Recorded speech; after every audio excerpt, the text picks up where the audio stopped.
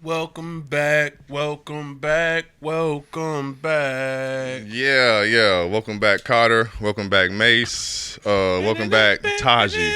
Welcome back, No Limit Exposure. We're back was once talking again. about that song in commemoration of Taji's return, and we was like, yo, which welcome back we doing, the original or we doing the Mace version? He was like, nigga, the Mace version. Air Force One stock doubled as soon as that video dropped.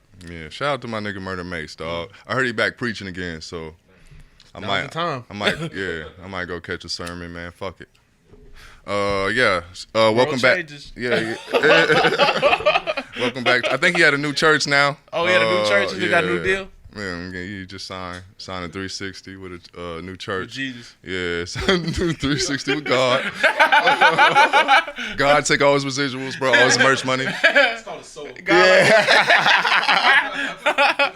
Wasn't it me and you that was having that conversation about like, nigga, what really is heaven, nigga? At what point do we decide what heaven is, nigga? Got me looking at God like Leo Cohen.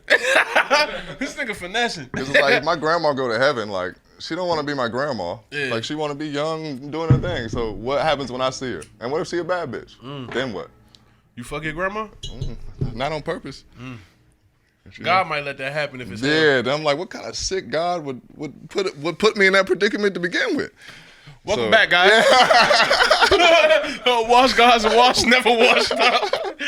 Yeah, man. So we're back once again, man. We are washed, never washed up. I'm Sean-Luc Picard. I am Draft, man. Yeah. We are the Wash Gods. No Limit Exposure behind the lens. Yeah. You can see us, so you know he's back.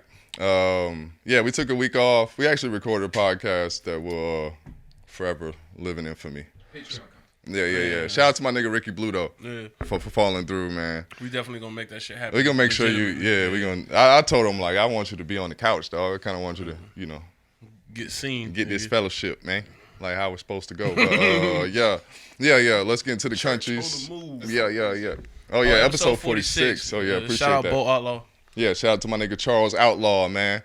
A Magic great. He played for some other teams, but I remember Phoenix Suns. Okay. Phoenix Suns where he legitimately wore 46. Okay. Yeah, I think he might have wore 00 on the Magic. But yeah, shout out to Bo Outlaw regardless. Charles Outlaw, man. It's funny how like certain NBA players like have names and like you don't find out till later what their real name is. Penny like Hardaway. Penny, Anthony, Steph. His shit is like Wardell. Yeah, Wardell. I was like, Wardell? Yeah, that's why it was Dell. Yeah. Del Curry, yeah. Yeah, he's a junior. But yeah, so I didn't find out Charles Outlaw's real name for the longest. So now I was, Charles, bro. Charles in charge, nigga. Of our days and our nights, nigga. Of our rest wrongs of our lives. and our rights. But yeah, It's too Walsh for niggas. Bro. Yeah. You was raised by television. I want Charles in charge of me, dog. Hey, man. Anybody can be the boss. I don't know what you doing, bro. I don't know what charge of you, nigga, but Charles, that nigga straight. Yeah, that nigga means business, man. I like to cut his jib.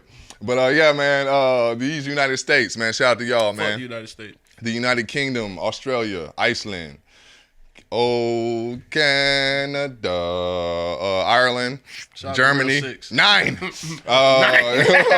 Russia, India, Gandhi or some shit, France, we, Croissants and berets. yeah, Finland, ice skating fish. or some shit, the luge. Didn't y'all do the luge? I feel like Finland's always good at the luge. Forge, yeah. the big dikes. Ain't that Finland?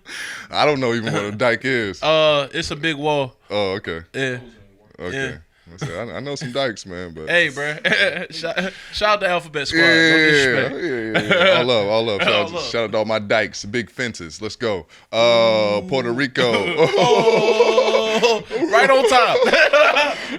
Romania, Spain, Ecuador, New Zealand, Denmark, the Netherlands, Sweden, Singapore, Slovakia, Belgium, Italy, and Qatar, of course. Can't forget about Qatar. So, yeah, welcome back to the podcast. No African countries. I'm upset. I'm upset.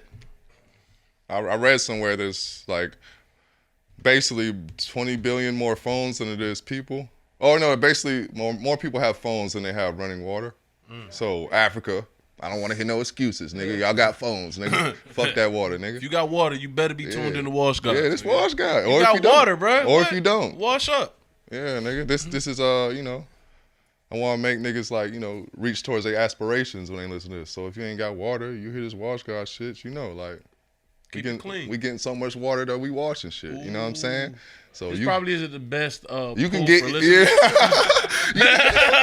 you can get here too. You know what I'm saying? You just listen to us. You know what I'm saying? Look at the Africa sitting in their spaceship. Like, what the fuck are you talking about? Shout out to the change. Yeah, shout out Wakanda.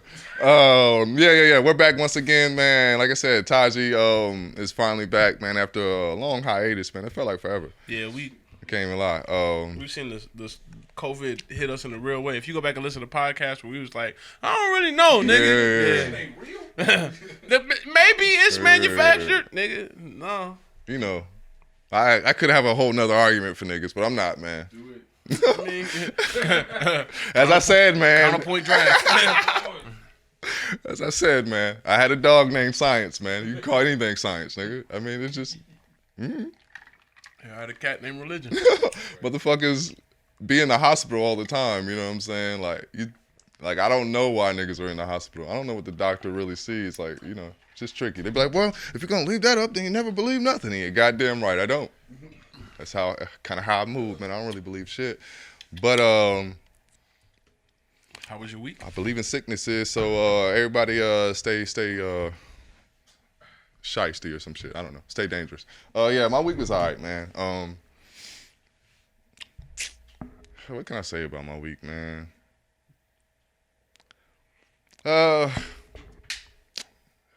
Getting back to work, bro. Being back at work fucking sucks, bro. After such a long hiatus, I had a fucking I had a month off. I worked a half a day, and I got sent back home. So it was basically a month straight, bro, not doing shit. You see better for it outside of going back to work and coming back like fuck. Yeah. Everybody I know who takes, even myself, having this little time off of work that week where I had to get tested and it took forever to come back because I went to go get tested on Candler Road. Shout out Candler Road. Yeah, shout out Candler Road. Yeah, it was kind of like, fuck, we back in the swing of things. If things didn't go so swimmingly, I would have been like, man, what the fuck? I got to get the fuck out of here. Yeah. But what's crazy is my job's not even like nobody says necessarily fuck a lot in that sequence. Shitty things to me necessarily. It's not like, it's just something about being controlled that I just don't enjoy, man. So, yeah. I think it's called genetic trauma.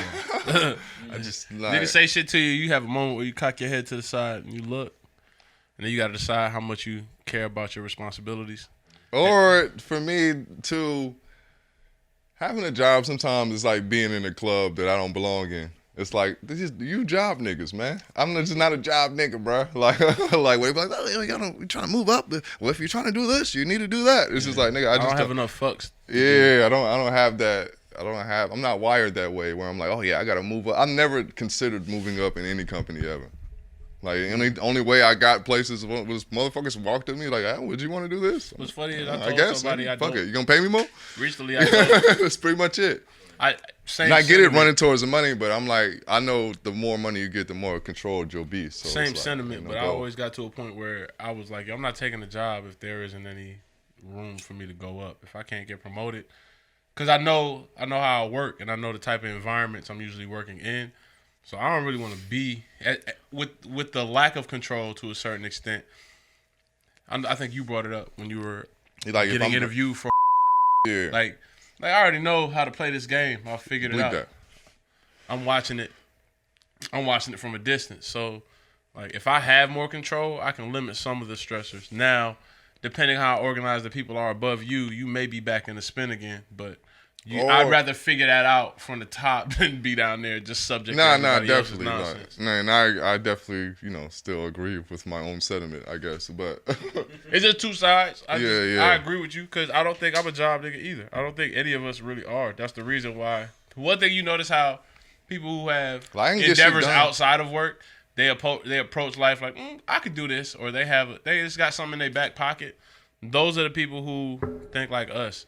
Everybody else that bases what they get from a job off of their happiness in life, whether or not their job provides other things and types of the type of lifestyle they want. And that's the club I don't enjoy being. Yeah, that's their level of satisfaction. My level of satisfaction is what do I get outside of my job that brings me joy or makes me feel fulfilled. That's just hard to do in a workplace. And also, you know, I think commerce is a killer for me. You know what I'm saying? I'm not a salesman, so like even when it comes to rap, it's like I know rap salesmen. It's like that's what they do. They know how to sell their shit. And I'm like I used to tell people that shit about weed. Like I'm like, yo, stop trying to hustle me weed, man. Like I already like this shit, man. And I always took this Dope approach. Took that approach with rap. You know what I'm saying? But that's kind of I feel like that's kind of turns into like an Achilles heel because at the end of the day it's the rap business. Yeah, you know, it's not. It's not like you got to promote yourself and it's just like this commerce of things that I don't enjoy. Like I don't enjoy people in the business mindset. Like that shit puts me off of them. Like, oh, we got to do this. Like even with music, when people would like shove the business shit down my ear, it's just like, man, you sound like a fucking slave, nigga. I ain't doing shit. But what the fuck I want to do? Like that's why I started rapping. That's what we doing. Yeah, like nigga, if I was gonna have to jump through the same like the hoops I'm doing at work, nigga, then I would probably just work. Like because Bill Withers effect. Yeah, when he was like, yeah, I'm gonna keep making these like nigga, I get decent money making these toys, I'm paying my bills. Fuck it. You know what I'm saying? Like I'll be damned if I like, you know, everything feels like a costume. I was saying that. Talking about work to somebody and just like I just feel like I gotta put on a face sometimes, like holding a uniform. Yeah, but your face gotta have a uniform. Your attitude is uniform too. It goes along with that, you know, shirt and all that other shit. You know? You look how you feel. Yeah, so all of that shit is. You gotta be ship shank, nigga, all across the board. Programming. I forget who I was talking with. I think it might have been T. Shout out T. Been having a lot of conversations this week, but everything is programming. Like the words we use, programming. Like the sequence in which we use them, like it's programming. Like I saw something earlier today where this dude named Digital Nas was doing an interview where he was talking about the industry and how it's all like pedophiles and demons or some shit. But he was saying something like your words we use are spells. Like the English vernacular is built off of like a combination of words and meanings, and a lot of it technically is cult shit. Like I mean, that's why I love to hear the Latin definition of things. Like the idea of yeah. Shout out Nicolas Cage. yeah. He's a terrible host. Like this shit, he's such a shitty host. But I feel like if I watch it, acting. I feel like if I watch it more, this is documentary. It'll get less kitschy because the information was dope. I definitely. The first thing they brought out, the first word they did was fuck, and they brought out for unlawful carnal knowledge. Shout out to your boy Jean-Luc Picard. The word story. It was another joint with something under the Kings. Yeah. Fuck without consent. Yeah, but that shit fake. You know what I'm saying? Yeah. For unlawful carnal knowledge was real, nigga. And shout out to Scarlet Letter. But yeah, I don't necessarily agree with the sentiment, but I can understand the idea. I think the world is just weird. Like now, especially with half the population working from home and the rest of us out in the world, and you see the types of attitudes and. I mean, I always felt this way. Like even just growing up and being in school, like I was also saying this. Like, well, I'm gonna take credit for it. I didn't actually say it, but good job. Yeah, that's pretty much what I do. Yeah. Shout out to the white man. But yeah, like people tell you your whole life, your high school is just high school. Like you're gonna grow up and this shit's not gonna mean nothing. But in actuality, bro, high school never ends, bro. Everything is a form of high school, bro. It's cliques, it's rumors, it's all that other bullshit. All your formative years, you're told how life is gonna be set up, like. But people always tell you that shit's not forever, but it is. It actually is forever. Like high school isn't forever. The people aren't forever, but the setup is forever. Like even in politics, this shit is high school, bro. Like niggas got cliques. Niggas do little backdoor whispering and shit. Niggas say one thing and do another thing. It's a house of cards. Yeah. Shout out to that rapist. Child rapist. It's a word for y'all. It's pedophile. Pedophilia. Yeah. But that was my week in a whole, man. Just juggling attitudes and shit is. It's just an interesting thing to do, man. This shit is like coaching. I feel like Steve Nash. I got to juggle all these fucking personalities and shit. Like it's James Harden, it's Kyrie, all these motherfuckers want the ball. You know what I'm saying? And I'm just sitting back Tell them like, how yo, important it is to be a team player. Yeah. Like somebody got to rebound. Somebody, you know what I'm saying? Somebody got to die for these loose balls. Yeah, but it's hard to get a bitch to die for a loose ball, but that's a whole nother topic. But yeah, man, that was my week. The fuck I said. Yeah. This nigga draft soliloquies. No, my week was cool. Another week trying to function in this environment where I've got more responsibility. I don't even want to say I'm in charge because I'm not in charge. Charles I feel like if I'm in charge, I'm taking responsibility. I'm not taking responsibility for like what other niggas forget or fuck up. But to the same token, I'm acknowledging that I'm allowed, or at least given the opportunity to forget or fuck up. One thing I hate about having a fucking leadership position, bro, is the fact that everybody underneath you is looking for you to fuck up so they can throw you underneath the bus. I think it's less like that because I've known these people for a long time. Yeah, that might on help. the job and at a point where I wasn't on the, and a point when I wasn't on the job. And that does help as far as, because it's just like, it's the same shit like this. It'd be like if me and you work together. Yeah, yeah. So there's an invested, like, I'm here to lift you up even if you've really fucked up. Like, I'm not gonna completely shit on you. But because it's Can I be sexist for a second? Yes. All right. I feel like because I work with more women, that attitude. Me? I work with Or all just in women. general? Yeah, I work with all. I think I might too. I work with all women. Oh, well, I feel like maybe it's because you have the time, and maybe if I had time invested with them, because I'm just an outsider guy, it's just like that cattiness tends to set an effect. When sometimes you can be so close, there isn't a whole lot of cattiness, but it is. Sometimes with dudes, you can kind of win them over easier, in my opinion. Like, if you, like, do your work, most times dudes will be like, we'll follow suit. Yeah, but, like, sometimes with women, sometimes it's just... Teeth suck. Yeah. Don't let you fuck up once. Some shit they already know. It's like, what the fuck? But anyway, go ahead. But that being said, everything's kind of been going smooth. I've been able to do what I need to do. All right. I've been trying. I felt like I was wrapping up. Wrap that shit up, B. Nah, you didn't even start. Go ahead. Yeah, but I was able to function in an environment where I felt like, man, if shit go left, we could really be in the weeds.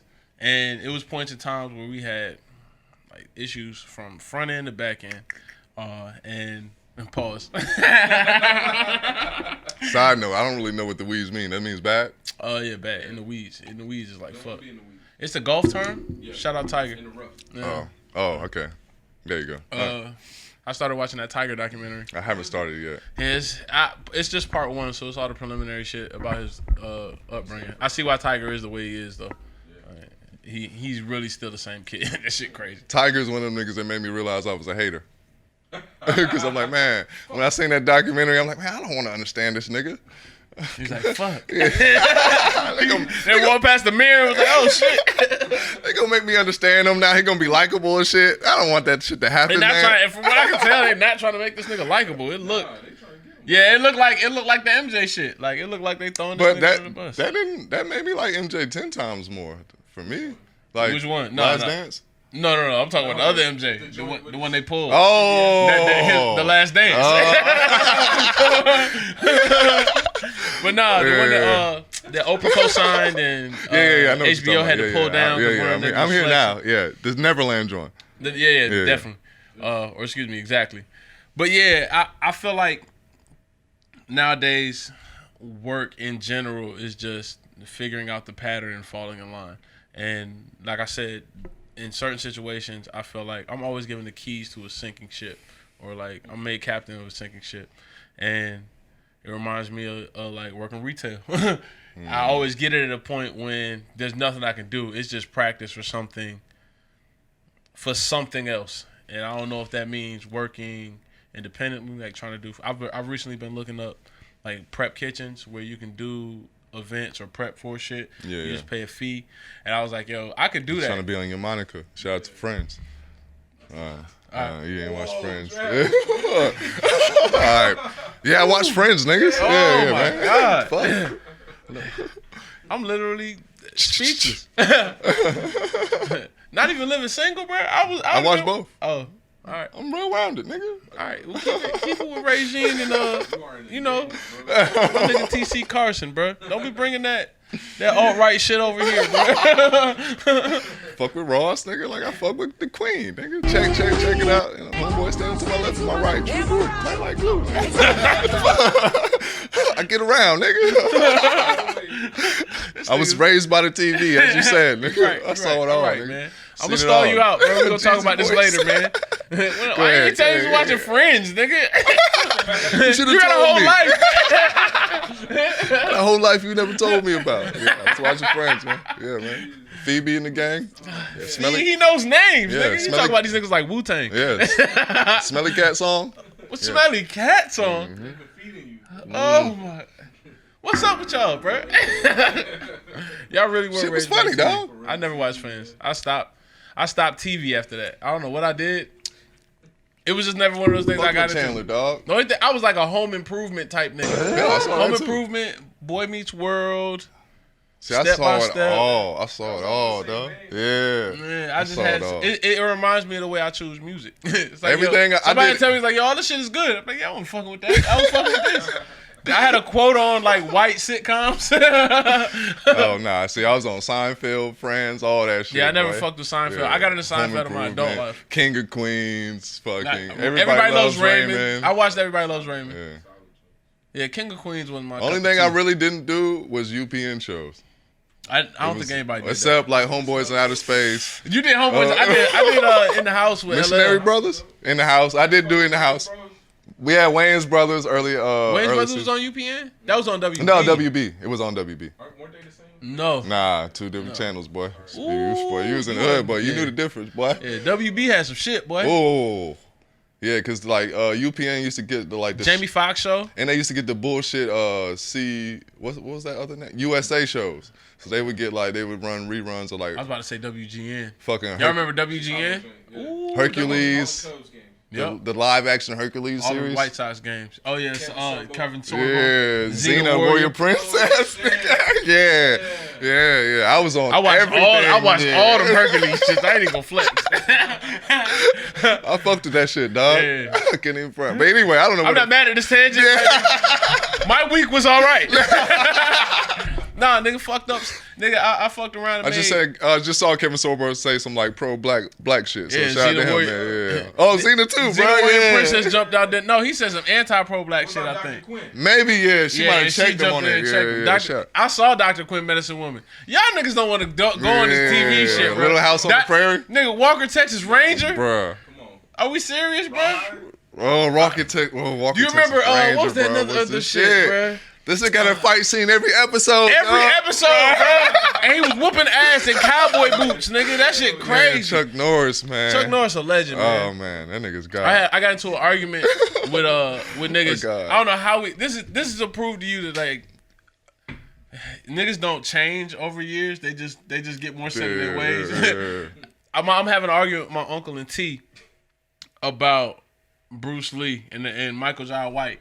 And he was like, Michael Jai White said he'd probably beat up Bruce Lee. And I was go. like, Yeah, I say yes. I was same shit. And they was like, nigga, you must not know about Bruce Lee. And I'm thinking to myself, like, yo, just because I'm younger than you doesn't mean I don't know about Bruce Lee. I probably got a better scope because I'm further back. Yeah. And I'm looking at it like, yo, Bruce Lee, based on size. So I say, yeah, that nigga's just too small, Yeah, bro. He might be fast, It wouldn't bro. be a thing about skill. He was talking about, he just used pressure points. Anybody that can hit you and knock you out with a 1-inch punch. I'm like, yo, when would a nigga use that in a fight, bro? Michael Jai White will beat the shit out of. Yeah. Michael Jai White will beat the shit out of Bruce Lee. My idea about Bruce Lee. It made me feel bad just because we all black. Like I I'm feel like he yo, was the first Hollywood star, so a lot of that shit might Might have been, stretched. You know what I'm saying? Yeah. So that spun into a conversation about LL Cool J and his influence. And I was like, yo, LL Cool J is basically No like influence. our Drake. Like I was like, yo, Drake is Yeah, LL no Cool J influence. right Yeah, no influence. I don't think Drake got influence like as far as rap stylistically. I think he got influence. He's just a brand. Yeah. He's just a brand. You can attach everything to him. And I said it was dope for LL because he was the first type of that in the rap game. Big Daddy Kane was kind of it, but yeah, kind of that too. But LL really signifies what personification Drake is. of like. I never thought about a comparison. Bars. Yeah, he is that. So we're arguing about this. He's like, and no, he still kind of had the street songs like "Mama said I'm gonna knock you out," shit like that, or like random shit where he got rock bars, the bells like, and shit. One of my favorite songs by LL is "Pink Cookies in a Plastic Bag." That shit makes no sense. I shot you.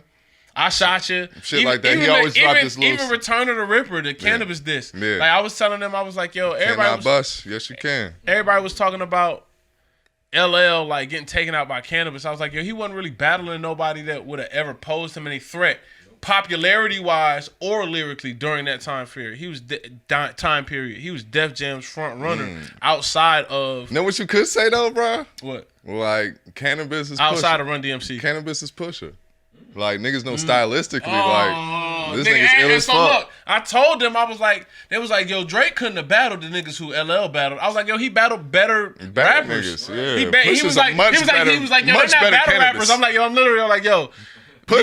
Meek Mills is from Philly. Yeah, all them niggas cut their teeth battle rapping. Yeah. Like, yo, what do you mean he didn't battle a real battle rapper? He literally battled the battle rapper. They're arguing with me about Kumo D being better than Meek Mill, and I'm like, yo, that's nothing I can't. Shout out Kumo D though, man. Yeah, shout out Kumo D. He was really one of the first rappers I actually knew like the words to the songs. I go to work. I'm looking at it like, yo, it's the same shit. Like a person would out rap you based off of popularity. Yeah. And it was just a timing thing. Yeah. Now it's kind of like an organized, like it's definitely a pattern to it. Like there's a formula to it. But anyway. Also, I feel like because they'll hear Drake or somebody on a soul beat and they'll give him more credit for being like, because they know he's like a ladies man rapper or they give to that audience.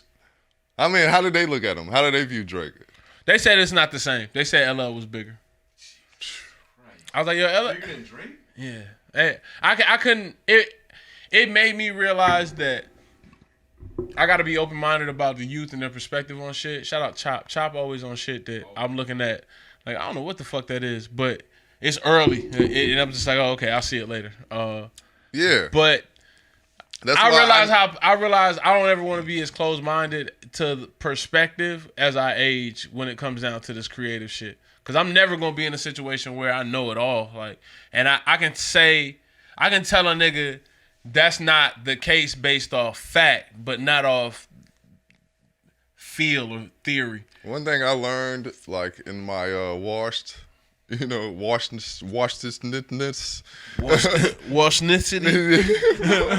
Washednicity, yeah. I like that. Washednicity. It might be the name of the pod. Washednicity. Yeah. One thing I learned with that is like, when it comes to young shit, I don't jump out there with my opinions. Because I don't know. Because I also, like, to be completely honest, like when mumble rap started becoming a thing, like I was like against that shit. But I had to hear it in its element. I had to be around let me hear what. If somebody tells me this shit's dope, I need to kind of hear it in the way they hear it. Mm-hmm. I don't know if that makes sense. Like in the setting they hear it. It's set and setting. It's the same thing as drugs. Music is a trip. You put yourself in an environment where you allow yourself to be moved with the music. It's different than when you listen to it in your own space. Yeah, because I'm like, maybe if I wasn't on the drink and on it, smoking this shit, and then you hear this shit, it's like, oh shit, damn, this shit. Especially if you're in the club, like certain shit just hit different. And then when you witness it in that atmosphere, when you go home, it sounds the same. It's a different feel when you sitting in the audience and everybody know the words to some shit, and you the only one. Even for me, like I can go back home and I still get that feeling because now I understand why it's dope. Like, I have a reference point. Like I have like something like to pull me in. Like, okay, well I just remember. It's just a vibe for me too. Like I can't even really explain it. Like certain shit just gives me goosebumps. Like so. But yeah, so I try not to be as close, like you said, as close-minded in my old age. Because, like, maybe I just don't get it. Like, it's okay not to get shit. Like, you know what I mean? I think that's, like, the biggest ever in man. That's that ego shit, man. You want to feel like, I always know the dope shit. It's like, well, maybe I don't. Like, I always want to be open so I can catch the dope shit. You know what I mean? Rather than just, when you close-minded, you just blocking all that shit out. That shit hitting your head, bouncing out. But anyway. We're going to take a break. We'll be right back. Anyhow, when in doubt.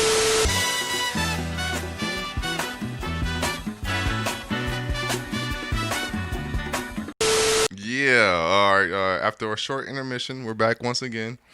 Washed. Yeah. Washed. Let's get into the wash moments, man.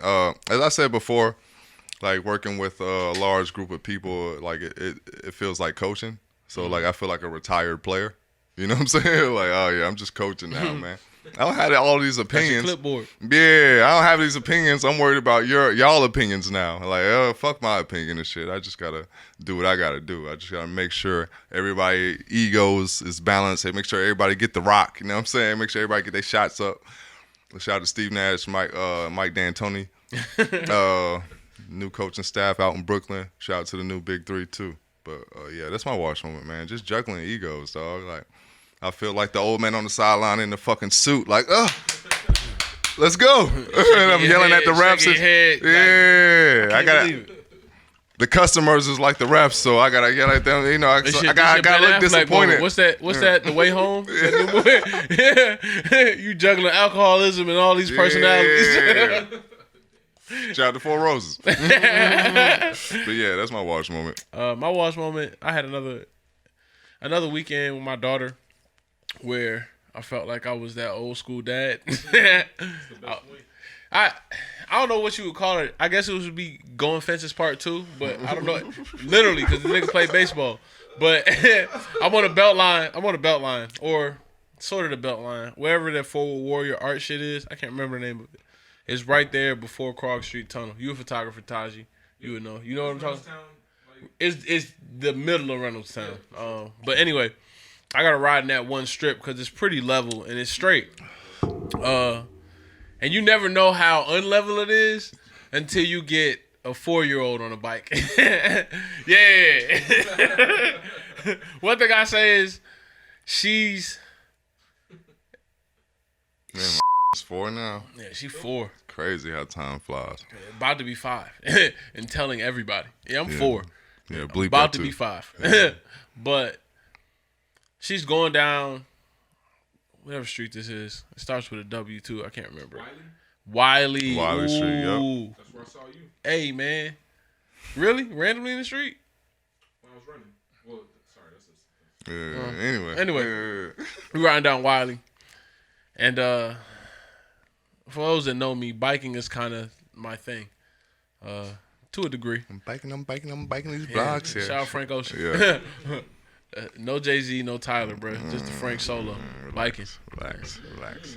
You like the Jay shit? Nah, Tyler got his bars off. Tyler did, but I gotta go alcoholic way I handle the bar, bro. Yeah. Anyway. Go. I'm trying to coach her through this process. She still got on training wheels, and I'm seeing her pedal down the belt line, and like I'm walking next to her, just walking.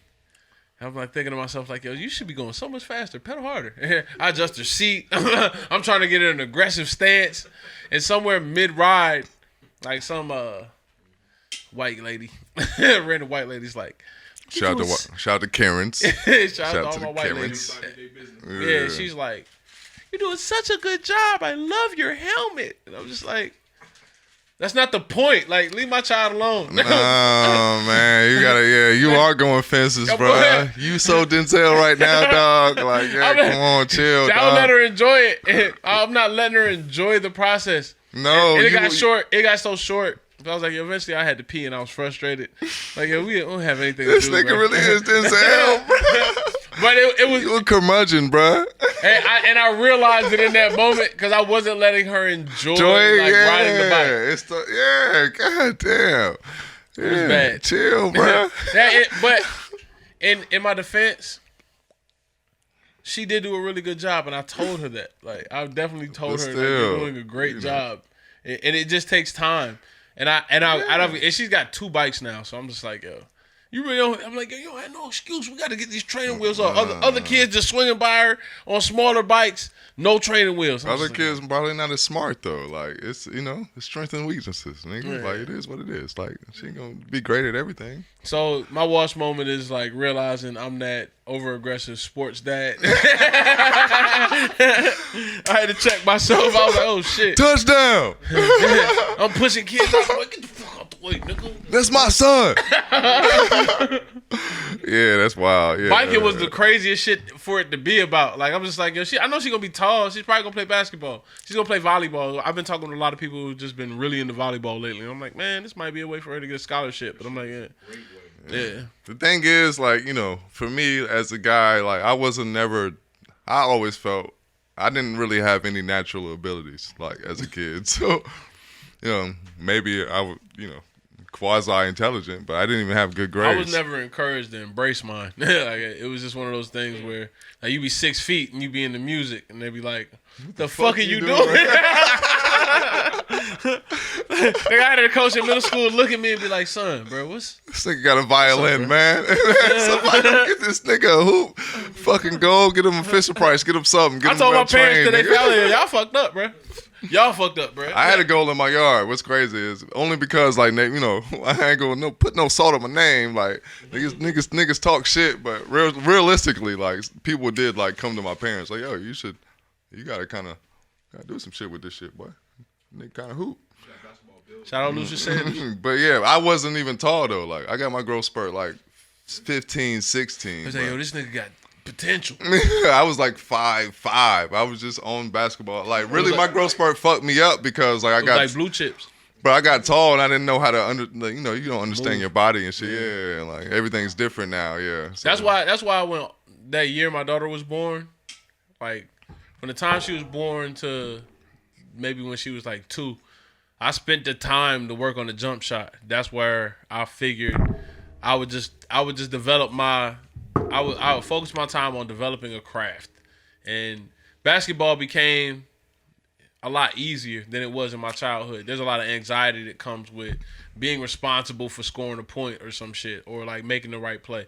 And by the time I got good, I never stopped. I stopped playing team basketball. It helped me, like, that shit helped me build my confidence. Like, basketball was one of those things helped me build my confidence. Because, definitely, you know, I would always play with older people because, you know, only time I got to go to the court is if I got to go with my brother. So, anybody he hooped with, I had to hoop with them niggas. So, it was just like, I got good. When you eventually started winning them over, like, people like, get that little nigga off the court. And then eventually they're like, oh, shit, nigga. Like, shit, get that nigga to rock. You know what I'm saying? You get to win them over. Like, that shit builds a lot of confidence, like, in life itself. Like, because sometimes you don't have no other outlet where you get to shine, or you know, you kind of find your niche, because especially when you're young, man. That's why I mean, like, back to your wash moment and shit is like, I like to, you know, even, you know, with my city, like, I don't mind her making mistakes because it is what it is. Because, like, I remember when I made those mistakes, so I kind of see where you was going with it. So, like, I'm not mad at you for doing it. It's like, oh, yeah, I remember thinking that way. I know why you did that, almost, you know, because I remember doing that. Because I remember how bad it felt, too, you know. Like, some of that shit just stay with you for me. Like, I try to keep that young attitude about life, too, because you don't want to lose how you felt.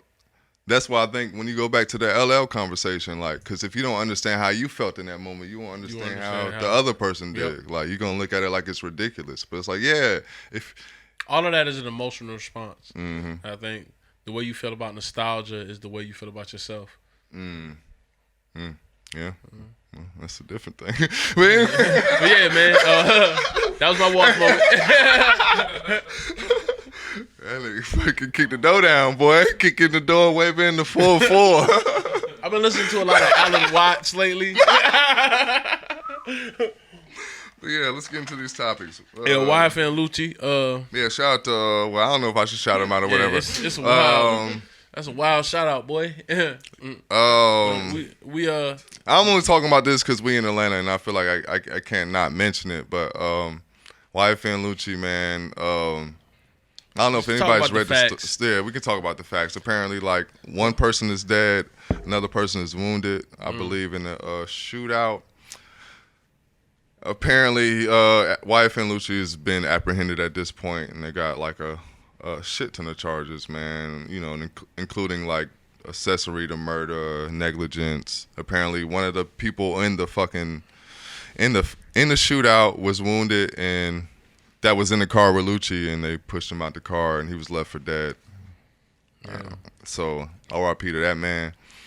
It's unfortunate, man. I feel like sometimes that's why, like, exposure is I guess I said this before the pod. Shout but, no limit exposure. Yeah. I said this before the pod, but yo, it's good for hood niggas to be weird. Cause like that means you had exposure to other shit.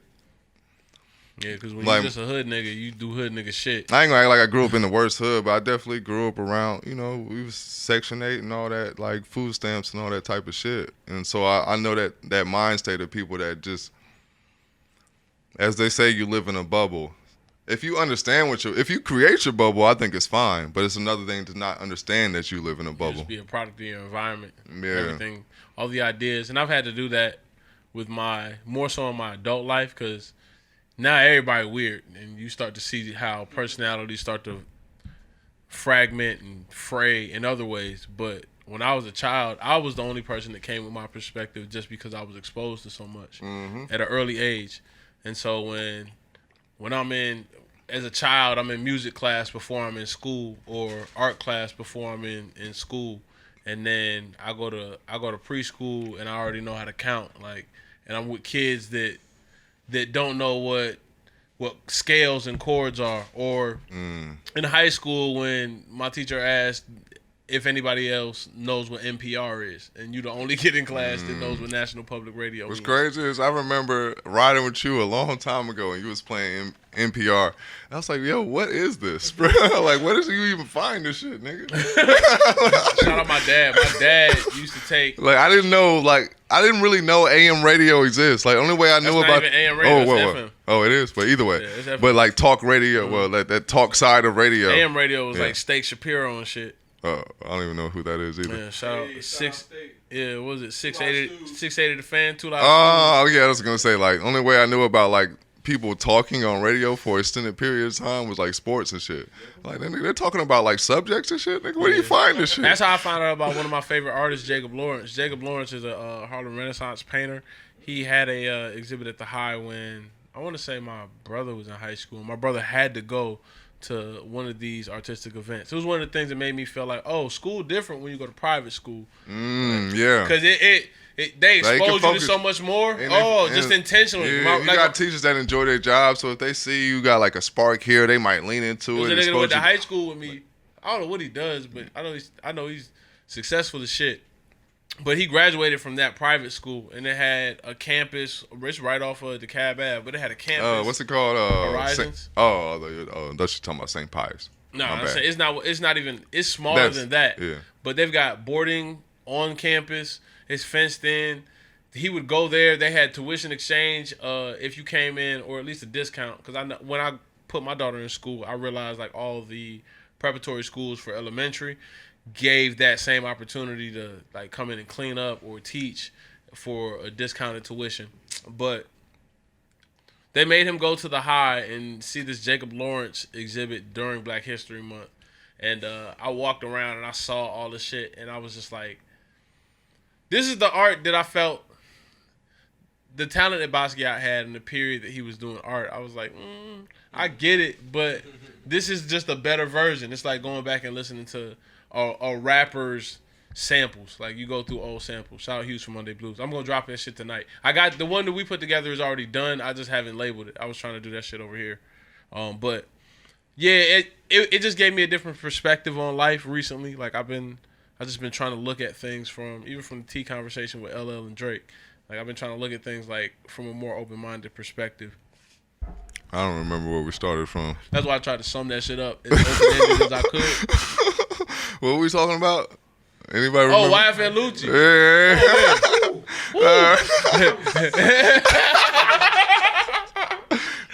This nigga that's some Washednicity right there. All right. Hell yeah. Well, anyway. Prayers up for YF and Lucci, man. Keep it open-minded, my nigga.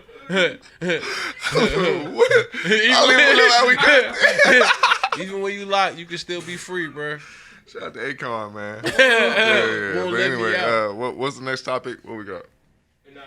Yeah. Oh, shout out to Joe Biden, man. So oh God.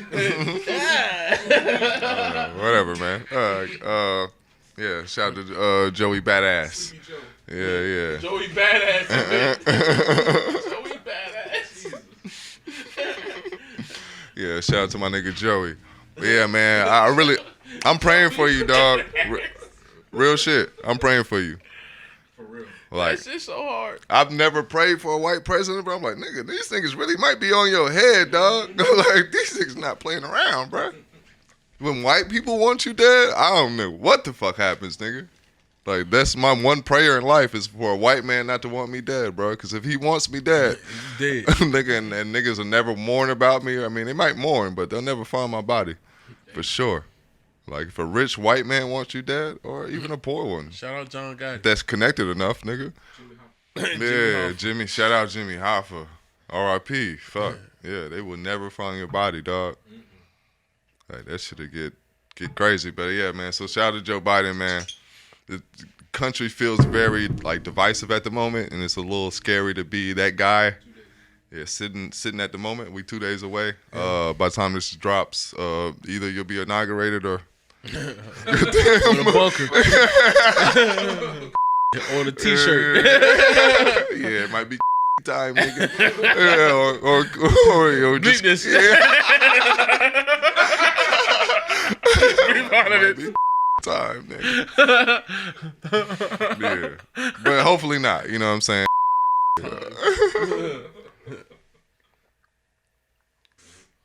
It's gonna be Chucks everywhere in the White House. Shout out to my Chucks, man. But hey, we said I'm here. But yeah, man. Yeah, I don't really have much else to say. That's all I really wanted to say is like my prayers are with the Biden family. Like y'all have a lot of shit. The most unprecedented amount of executive orders in the first 10 days. Yeah, I've never seen so many people be this angry. Like, I had this thought going into this shit. It's like, damn, I remember when Barack got elected, and I was like, everybody was saying like, bro, like, everybody, they might kill him and shit, you know, bro. Now, I really don't have the thoughts like I have now, bro, with the Joe Biden shit. I'm like, bro, that shit could really, that should go a lot of ways, dog. Like, it's just so many people that seem angry about him being elected, even more so than Obama. Like, it feels like. Yeah, but they've recently been, I guess we could touch on this. They've been arresting a lot of the people who've been identified in the Capitol storming. Yeah. And I don't think we had a power with, I think we might have talked about it on Double My Double, but if we didn't. It's just been hilarious seeing how. Yeah, I think they with the shit. The count was like close to with like the Goodfellas clip playing in the background. Oh my God! I feel like the count was like close to 300 people. Like that they've arrested. But when you look at like the actual footage, like man, there was at least 1,000 people out there, maybe if not more. Wild. They just released. And New York Times just released footage from, and I don't know why. I feel like it shouldn't even just Black Twitter is funny. You shouldn't even just arrest the people that were inside. Like anybody that was in the vicinity should be arrested because they definitely would do that shit with niggas, nigga. Like Black Lives Matter niggas just be disappearing, bro. That's another thing. They stopped people in their car on their way home. They got caught in protests. There's so many people that identified you. They've been circling footage of the comparison between the way protesters were treated at the Capitol and protesters treated at protests. Black Lives Matter, Black Lives Matter. And they're showing them literally attacking cars, like riot police attacking cars or attacking people on their porch. So it's the opposite side of it. They were saying that like because certain like senators and like fucking Congress people or whatever the fuck terms I should be using were like on the Republican side were in on it. So like they made sure like people were diverted in other places so they didn't have the resources like to come down. So there's a lot of shit to be said about it. People, the whispers about it being an inside job and all that shit. Conspiracy and divisiveness in politics. I don't think we've seen shit like this since like Watergate. Yeah, I definitely haven't seen politics so divisive ever in my life, bro. I feel like nigga, we had a nigga president. I mean a half nigga, you know, a portion of a nigga. A sort of nigga. Yeah, a sort of nigga. Yeah. Shout out to sort of nigga Obama. What's our next topic? Minimum wage. Yeah. Appreciate it, man. That's why Taji's back, bro. Yeah, man. I told him in private, like, this motherfucker's a producer, bro. You keep us on task, bro. We just be saying anything. We gotta get a round of applause break right there. Yeah. But yeah, man. So like, apparently, I think this is supposed to be one of the things Joe Biden is like I guess trying to bring to the forefront is like raising the national minimum wage to $15 an hour. Mm-hmm. Apparently, that's due to $1 trillion dump into the economy, pending. Well, not pending, but all this once shit. He's inaugurated. I'm gonna keep it real. Like most of my information is coming from Black Twitter, so I've been seeing the reaction on Black Twitter. So it's like probably there's no. It's very problematic, as you can guess. First of all, but it's just a lot of people angry. Feel like, yo, what the fuck a nigga look like flipping burgers and making $15 an hour? Like, nigga. That's unskilled labor, but I'm like, yeah, everybody that's everybody that works 40 hours a week, I think deserves to be able to pay their bills in peace. Have health care and like not have to worry about the basics. You're right. Take a vacation. Yeah, at least 2 weeks. Like let's say we even work the vacation type shit in tiers. Like you know what I mean? Like maybe McDonald's niggas don't get the vacations like another nigga. Like that's more skilled. What's a vacation if you work in food in general? Yeah. The European Union came where I work and made sure that the people who worked in this particular space had sunlight every day. Just to show you what. Yeah, I saw some shit on the nigga news network, World Star, where they were talking about the way sick days are treated in other countries, and it was about an American who the video was about an American who was working in Sweden, and shout out to Sweden. Sweden, I hear, has some amazing healthcare. I'm friends with somebody who was telling me that their family member had like an issue with their newborn in Iceland, and just because the information was so dire at the time, a hospital in Sweden reached out and was like, "Yo, we'll offer you like basically we'll pay for the operation, and y'all can stay out here." But they were saying that he was filling out his paperwork. Is they all in the European Union? Yeah, is that pretty what it much. is? Yeah. I think some political shit that's better than what we got here. Yeah. Okay. But he's saying like, yo, I'm trying to fill out I'm reading my paperwork for like off days and putting in for time and vacation. And there's a section on sick days where it talks about after 3, you just gotta like have a doctor's excuse or something like that. And he was like, yo, so like how many sick days? He turns to like somebody who's filling out applications with him, another new hire, and is like, yo, how many sick days do I get? And she was just like, how many? What do you mean? How many times is you sick? Yeah, he's like, yo, how many? I know they're saying after 3 I have to get a doctor's excuse, but how many sick days do I have? And they're like, yo, are you sick? That's a sick day. Yeah. How many sick days do you need? He was like, oh shit, there's no limit on sick days. Like, yeah, that's a mind fuck for you. He's like, oh shit, we just and like I said, everything from everything is high school to a certain extent here. Like we're just conditioned. We're conditioned to feel a certain type of way about our own health, about our own sanity, about our own personal sense of freedom. You taught to like, you know. That's why minimum wage being $15 an hour, shit. Like everybody else should be excited about that. Like the perspective is that because some niggas are doing better, you're doing bad. That's not the case. There are checks and balances. You have more people to relate to based on the fact that they're doing better. I think a lot of people live off the fact that they're doing better than others. And that's so flawed. I think that's the whole Instagram social media culture. Like the fact that you have to flaunt your life. Like you got to put on for people who don't even know you. Like we live in a totem pole. You know what I mean? Reality works because when the minimum wage goes up, union workers, their wages go up. Non-union who are scared of the union, their wages go up too. Yeah, and everybody eats who's a worker. A rising tide raises all boats, nigga. And if you play it right, the only way that the economy fucks up is if we just doubled that. We talked about the idea of processed foods. Like it'd be easy to produce food that was more naturally. I've been reading Kitchen Confidential. Shout out Taji recently again, and you talk about how much food waste comes with cooking, like, and I'm working in the kitchen now. I see it, and I think about how much more we could do if we just. I see. I can only imagine. Boy, it's documentaries, probably. It's so like it's fucking it's mortifying. But we have to continue improving. Like, fuck, there's people starving, bro. We throwing out this food that people would pay top dollar for. It's not even like it's cheap food. We have to continue to think of ways to better our situation. Like, I hope the influx in the economy continues, to one thing I thought ideas in recycling or like reducing waste as far as produce, just because that's kind of like a field that I work in. But yeah, I thought about that shit. I feel you work in produce. But I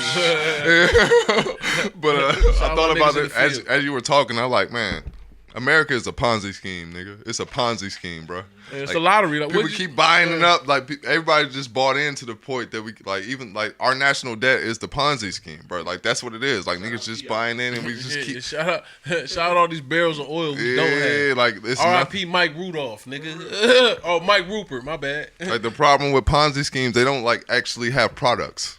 Like it's all based on a myth. Like, you know what I mean? That's kind of what America is. Fiat. Yeah, fiat. Shout out to the fiats. I need one. Send me one, fiat. D's, nigga. Damn. I need a fiat on D's. Nigga, 30-inch spokes, nigga. Go days, nigga. Spinning. But yeah, I don't know what the fuck we started. Yeah, minimum wage. Oh yeah. Get money, nigga. But yeah, what we talking about? But that's Get what money. I was saying. Yeah. The fact that it's a Ponzi scheme, so it has to be built on these fake ass. You can be as good as the best of them, or as bad as the worst. But it's based on this like fake ass hierarchy that people want to live in. They want to feel better than the next man. So if like you start disrupting that like fucking totem pole, you start disrupting the kingdom and shit. It's like, nigga, I'm not a king no more. That's nigga, a selfish mindset. That's just so selfish. But we live in a selfish. I think America is probably the most selfish nation. They disguise it as freedom. Yeah. Selfishness disguised as freedom. Like, just in case y'all didn't hear Taji. But yeah, that's important. That's the bar. I mean, that is a bar. That's the exactly bar. what it is. But yeah, man, let's just come back with it.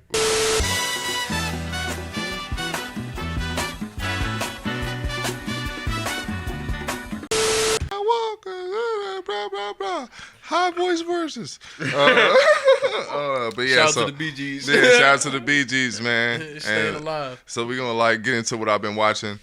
Reason why I started off like that because I watched the Bee Gees documentary. That shit is dope as fuck, bro. Man, the Bee Gees are so fire, bro. All them Easter eggs. Bro, they got so much shit. I didn't realize the Bee Gees were such a fucking group, dog. Like, them niggas are amazing, dog. Like, yeah. Are they in that group of I white respect bands them that because sound they black? Yeah, they definitely nah. You hit a high note. Seeing their story, well, maybe it's the way they presented it, but I had a little bit more. Shout out Bobby Caldwell. I had a little, like, they didn't feel like they were Blue Eyed Soul or none of that shit. They didn't feel like they were hustling black They got shit. invited to the barbecue. Not even that. They just seemed like... Niggas fuck with the Bee Gees. I felt like they were doing their shit and niggas like, oh yeah, I fuck with that shit. Yeah, like it wasn't like average white band or some shit like that. Yeah, they weren't even trying to get down. It's like, yo, niggas heard the sound and they were just like, yeah, this shit fire. Yeah, like, but yeah, man, the Bee Gees documentary I thought was really great, man. I didn't realize they had so many interraces of their careers. Like, they had so much shit. Even the little brother, like, I didn't realize like he had a whole career and like he was a fucking star. So they was like the White Silvers.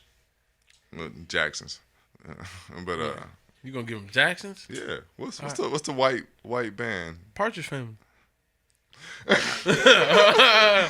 What? The Bee Gees. No, the Bee Gees. I respect that. Bee Gees is it, man. Yeah. So shout out to the Bee Gees. I also watched. Well, I really just wrote this down, man, just because it is what it is. So I got into this Bill Burr rabbit hole. Yeah, buddy. Ballin' like a big shot. I watched the Bill Burr GGN. That shit was hilarious. And then I started. Bill Burr did a GGN? Bruh, that shit is so great, bruh. Bill Burr did a GGN? That's the. Yo, when Worlds Collide. I just saw a clip of Glasses Malone. No. I watched a clip of Glasses Malone talking about Snoop Dogg being the greatest hip hop artist. Like, yeah. And I agree. I couldn't debate it. I agree too. He is hip hop. Like if you any nigga you want to be, if you looked at their arc as far as their career, even the highs and the lows, all the shit that he beat, all the shit that he overcame, all the ways that he drafted his career. We talk about a nigga being open-minded as an old nigga. Drafted, yeah. But now, like the dopest shit that I can say about Snoop is like it's a lot of rap. Most rappers I'd be like, man, like that nigga dope, but I wouldn't really want to be him. I don't necessarily want to be Snoop, but like if I was Snoop, nigga, I wouldn't really be mad, nigga. Like Snoop really kind of do rap shit like the way I would do rap shit. He do whatever the fuck he want, dog. This motherfucker got a TV show with Martha Stewart, but he also a Crip. And he don't play that shit, and you won't run up on that nigga. You won't say, you won't press him. This nigga lives in LA. I'm sure, like, nigga doing flying dragon kicks and shit. Yeah, and his TikToks. He can do whatever the fuck he wants. He got a song with Willie Nelson. Bruh, he can do whatever the fuck he wants. She can do a gospel album, and then turned around and did an album with Pharrell and got bangers on it. But yeah, man. So yeah, Bill Burr on GGN, man. That shit was, bro. You can like. Yeah, two legends, bro. Snoop and Bill Burr, bro. That shit crazy. Yeah, it's just great, bro. It's just great. Like sometimes I like to go back and listen to people like Bill Burr and Patrice and just realize how great they were. Like niggas didn't appreciate them. Yeah, you didn't appreciate them when they were really. They just kicked so many gems. Shit. That's why I loved. Shout out to Chris Ryan, tangentially thinking. Yeah, he said like, yo, the only person I listen to is comedians. Same. Shout out Alan Watts. Alan Watts was the person who said that that quote that I said a few pods ago, but like it's better to look at life like a comedy because anxiety is the same feeling as laughter. Like it's just perspective. Yep. Yeah. So I got into this Bill Burr rabbit hole. I watched him like on various talk shows, just his monologues and shit. But the GGN interview I thought was like the really one that stood out. Also, he did a breakdown. Well, it's probably one of his like podcast he does, but he did a breakdown of The Last Dance and like this one on YouTube where like they got the clips with it where he like does like, yo, who's this? Bill Burr. Bill Burr did? Yeah, he did a breakdown. Yeah, that's what it was. Monday morning podcast. I think I heard that in time. I just didn't tell nobody. But yeah, they got a breakdown on YouTube with the actual clips of The Last Dance, so I thought it was like pretty funny and entertaining. So like I said, like the Bill Burr rabbit hole basically. Also I watched the I Am Athlete Drink Chance episode. So yeah, I really enjoyed that shit. It was Brandon Marshall, Fred Taylor. I'm a big Jacksonville Jaguar fan. I don't really like to claim it, and I don't really watch football that much anymore. But it's been rough for y'all. Yeah, loyalty is a royalty or some shit. But I'm back, baby. I'm a Bills fan again. Bills Mafia. You see it, bro. Shout out Benny. Get well soon. Yeah, get well soon, dog. But yeah. So I watched the I Am Athlete shit. Yeah, it was Fred Taylor. I think it was Channing Crowder and Brandon Marshall. But usually their podcast is with Ocho Cinco too. Yeah, I saw the shit with him and Todd Gurley. Yeah, but Ocho Cinco didn't show up. Was that him? Nah. Who was that other nigga with the dreads? I don't even know. I don't even know what. No, hey, Marshawn Lynch. I think that was Channing Crowder. Oh, was it? Yeah. Oh, so you saw it? I saw that clip. Yeah. I saw the shit with Ocho Cinco where he got up and was sitting close to this nigga talking about. Oh no, Ocho Cinco didn't even show up. You saw some other shit. Yeah. It was a clip on. It's been circulating on Twitter. It was like, yo, this nigga Ocho Cinco crazy. Nah, they got a podcast called I Am Athlete. Yeah, I've seen the podcast and I saw the Drink Champs episode. But the only reason I was considering watching I Am Athlete was because of that clip of Ocho Cinco going off. Yeah, it's probably from I Am Athlete. Yeah, I haven't seen every episode of I Am Athlete yet. But I'm gonna tap in. I need some sports podcasts to listen to. Yeah, I've been tapping into that. One of my favorite Joe Rogan episodes is the one with Arian Foster, and I realized like the concept of like meathead athletes was always a myth. It was like they played like athletic individuals a lot like niggas. Like you don't know shit, bro. You just a jock. All right, so I'm gonna end what I've been watching like this, and it's fucked up. So speaking to that, so as I'm watching the I Am Athlete. I don't want to get into this. It's so fucked up. But all right. Football players kind of be punch drunk. Man, and because of that, like, so, I'm watching the athletes talk. And part of it is because it's Drink Champs and, niggas is drinking. But also I could kind of see, like, damn, man, like, I feel like I see it. Maybe it's just like the Will Smith movie that I got in my head, but I kind of felt like I seen that. No, whatever the shit. We had the African accent and he played the doctor. Oh, yeah. After Men in Black? Yeah, Men in Black. But yeah, you know the movie. I don't remember what the shit was called. Concussion. Yeah, that's exactly what it's called. But anyway, how didn't we know that? Yeah, I know. It's literally the name of the problem. The movie is about studying concussions. Anyway, I watched that I Am Athlete shit, and it led me to watch the last Muhammad Ali interview ever recorded. And man, that shit broke me into pieces, dog. Like, cause they were like, so how do you feel about people saying you punch drunk? They literally like it wasn't Al Roker, it was Bob. Bob Costas? No, not Bob Costas, the black one, the black Bob. They got a brother. Oh, Gumble. Bob Gumble. Brian Gumble. Yeah, Brian Gumble. It's Brian Gumble like interviewing him, and like he couldn't move his mouth and shit, so he's just smiling the whole time and shit. It was just so fucked up, bro. But yeah, like so that's like my whole thing. I watched that I Am Athlete. I just realized how fucked up sports is, dog. Yeah, you really breaking your body. Yeah, and they talked about it, like how you kind of got to be bipolar when you play football, because you got to be kind of like a murderer on the field. You got some nigga 250, another nigga 220, running at niggas at like 20 miles per hour, full speed. And if you don't adopt that personality, you fool. Yeah. I was telling my cousin, like, nigga, I played football for 1 year. I was like, oh, fuck, this is what football is? Nigga, fuck this shit, boy. Y'all niggas tripping, boy. Ain't about this shit, boy.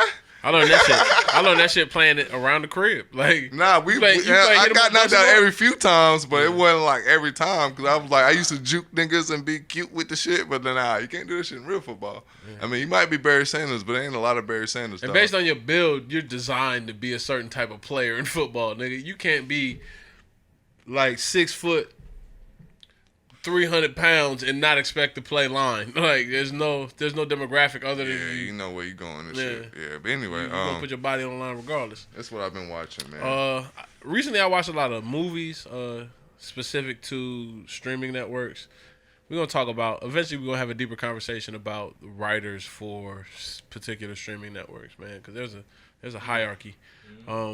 But yeah, I watched Outside the Wire on Netflix with Anthony Mackie and that nigga from Snowfall. I was supposed to look up his name, but I didn't. But the nigga who played Franklin on Snowfall. I haven't seen Snowfall yet. Snowfall's dope. You should watch it. I think you'd like it because it's not The Wire. Yeah, you know how I feel about drug dealing, like. You should watch it though, cause it's well written. Dramas and shit. And he acts well in that, which brings me to the point of niggas my, corner like, how much you got? My bone to pick with Outside the Wire. This nigga is not a good actor. Damson Idris. I'm sorry, this nigga's not really a good actor. I'll wait to see what else he does. We found his name just to shit on him. Yeah, shout out to us. I fuck with the role he did in Snowfall. I think he's is it the guy with the fro? Yeah, he's top. He's the guy with the fro. He's the guy with the fro. What's crazy is he feels like he's the guy with the who? The afro.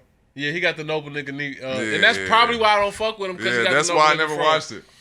Because all the clips I see be with him, and it just Papa Doc. It looked corny. Spoiler alert! Like the Papa Doc shit is him being an android, and it's a lot of preachy shit about him being a black android, like, and why America chose to make him. It was just really kind of like messagey, and I think that's the thing that I don't fuck with about R.P. John Singleton. I feel like maybe somebody got into that writing. Now he's not in charge of what's going on no more, and now we'll see how the new season is. It might have got weird. We'll see how the new season is. I mean, Snowfall was a great show. We don't know how long based off the writing. Like the way it was played out was a person who came from that environment and was documenting it in real time. He also had a long element, so it's like I don't know when like the producer stepped in and like took his like idea. Yeah, and who's gonna be left in charge too is a big question. Like he might have had the initial idea and then like he got sick and R.P. John Singleton, man. But anyway, yeah, watched Outside the Wire. Bad writing. I think they just loading up on names as far as Netflix is concerned. I watched Lucky Day on Amazon Prime. It was done by one of the producers / writers from I want to say Pulp Fiction and some other Quentin Tarantino shit. It had not any real big actors in it other than the guy from a bunch of these weird kid movies. I should have done more research. But Lucky Day on Amazon Prime is a dope movie. Very Quentin Tarantino-esque, but a little bit more dramatic. They do a lot of extra shit. Cancel my Amazon Prime, man. I'm gonna see if I can find it. I'll buy the shit, bro. I think people should see it at least once. I recommended the shit to Vince. Yeah, it's a good movie. I told him it's a good movie to see once if you haven't seen a good movie, but I'm probably gonna rewatch it again just to get a feel for it.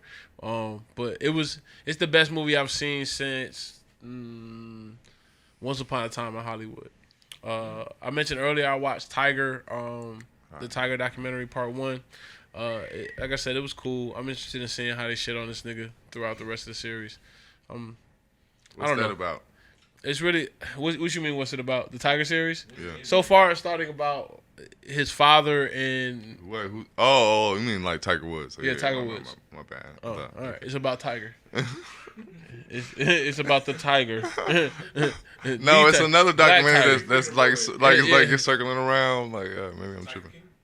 Well, Nah, I thought it was like a it's never mind. Right, Anyway. Yeah, what you gonna listen to? Or unless you got more. I'm bad. What have I been listening? I think the last thing I've been watching was a lot of documentaries. I watched Out of Shadow again, just because I was talking about that whole digital knowledge shit. It was talking about witches and warlocks in the industry, and it was just interesting to see. I can't remember the name of the artist, Brahmanovich, but the artist that happened to have that cameo in that Jay-Z video where he was in the MoMA and he was rapping. I can't remember what song it was off of 444 that he did it for. Nah, that was Picasso Baby. Picasso Baby, exactly. That's where a lot of people made a whole lot of Illuminati ties, and that was the first place I saw her was that Jay-Z video. But Out of Shadows, I did a whole lot of research on A$AP Yams. R.I.P. A$AP Yams. Today is January 18th, and this is the anniversary of his death. I just went back through a bunch of his quotes and tweets. A lot of hilarious shit, but one of the things that I did notice was watching a lot of their content. Like, it was a lot of people that he put niggas on early. Pee-wee Longway was in one of their videos. I think Whole Lot of Hoes on the A$AP Mob, the first A$AP Mob album. The video they shot for that was in Atlanta. And I'm just looking at the houses. I got a habit of looking at houses and movies and places just to see if, like, yo, what city is this in? But they did a Vlad interview where Pee-wee Longway was talking about, oh yeah, Yam was putting niggas on. Like, he had a vision. Like, he was gonna be somebody's CEO. And he talked about how his upbringing came up under Dipset shit. Like, a lot of the people that we already fucked with were responsible for his grooming as far as the industry was concerned. But I've been listening to the same shit. Salt. I went back through Life of Pablo today. It's one of the better Kanye albums. I really hated this album when it dropped, but the whole time I was here, 30 hours, or on the way up here, 30 hours, fucked my life up. Ultralight Beams, of course, and the first half of Father Stretch My Hands. What else have I been listening to? That's pretty much it. I've still been stuck in the same loop. More podcasts than anything else. A lot of tangentially thinking. I was listening to that on the way up here, the Roma 34. A lot of Legion of Skanks. That's my guilty pleasure. Legion of Skanks is hilarious to me. I kind of fuck with that shit, especially based on the fact that Ari Shaffir is like it's really his only safe space right now. Yeah, that's it, man. What you been listening to? I've been listening to shout out to Moray. Shout out to Quicksand. Quicksand. Yeah, this shit's hard. Listen to River Tiber. Went back to Acid Test a lot. Part of the game. Shout out to 50 Cent. Shout out to Big Crit. I went back to Crit was here. Damn. I'm trying to find this joint. Oh, They Got Us is my shit. So shout out to Big Crit. Shout out to Rodeo. Shout out to Travis Scott, Rodeo. I'm gonna revisit that. Rodeo. This My Side, 3500. Yeah, 3500. Pray for Love, Impossible. Maria, I'm Drunk. That's very relevant. I Can Tell is crazy too. Apple Pie is crazy. Apple Pie. Pornography crazy. I went back to 2 Chainz, Threat to Society. Damn, I forgot. I went back to 2 Chainz. God Help Me. Oh, So Help Me God. So Help Me God. Yeah, that shit's hard. Other than that, yeah, I tapped into Salt. So like, I fuck with. This is my first day really listening to it. So let me see. Yeah. I gotta look at. I tried. I think I listened to I listened to Untitled today. So which one, Rise or Black Is?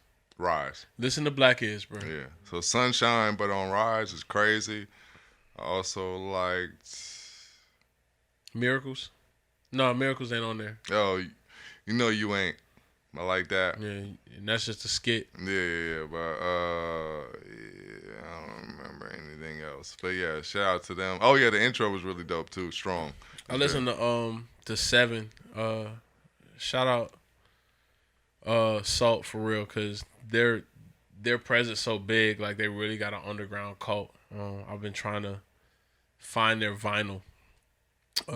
Yeah, apparently like this all like just random people like. Yeah, it's just a collective. Yeah. They just put together music and they drop an album. And I was like, yo, I want to tweet, man. Somebody can find this clip, or I need to make it myself, of Ryan Leslie in the studio, like back from those videos when he was putting together songs from scratch, and he does "Addicted to You," and he just playing the 2 pianos at the same time. And I'm like, yo, Salt waiting to drop an album inauguration day. These niggas got to be cooking up some shit. All they do is like take American commentary. Like that's why I'm telling niggas like, yo. Are they performing an inauguration day? No. Like they tend to drop albums around times when like America seems to be in turmoil. Like one of the albums was, I think, Juneteenth, and then the other one happened to be around the time we were doing like some political vote. I think it was our primary vote. But anyway, that was when Rise dropped. But yeah, Salt is really, really dope. But listen to Salt 7, bro. Salt 7, if I can get Salt 7 on vinyl. Yeah, I get around. But Addicted, Jameson. Shout out to Jameson. Shout out to Michael Jackson, Lady in My Life. Before the Vomit, Omero Bay. The EP or just a song? Just a song. Don't Belong Here. Shout out to Omero Bay, too. Again, Cigarettes hard on there. Other than that, that's pretty much it. So yeah. I want to take a piss, so we are washed but not washed up, man. Washed but never washed up. Yeah. Shout out to Taji, man. Welcome back to the pod, and glad you're here. Like, subscribe, share. Yeah. I'll stay black. Yeah, stay black or die or some shit. Shout out to P. Diddy.